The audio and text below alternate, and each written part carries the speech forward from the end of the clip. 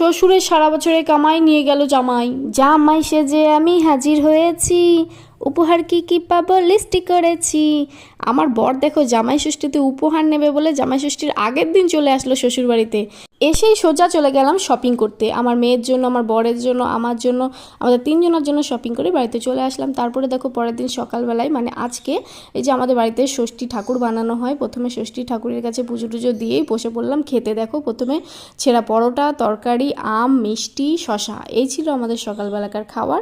তারপরে দুপুরবেলায় আমার মা আমার বরকে আশীর্বাদ করে নিল। প্রথমে দেখো আমার বরকে আশীর্বাদ করছে, আমার বর কি খুশি, ভাবছে যে আহা কতক্ষণে জামাই ষষ্ঠীর খাবার আসবে, কি আনন্দ, কি সুন্দর খাবো। আর আমি তো বসে বসে শুধু ভিডিও করছি, আমাকে তো খেতে দেবে না, আহারে কি কষ্ট আমার। দেখো আমার বর বসে পড়লো এখন খেতে, এত সুন্দর সুন্দর খাবার দেখে আমার জিভ পুরো লক লক লক লক করছিল, কিন্তু আমাকে খেতে দিল না, আহারে কি কষ্ট।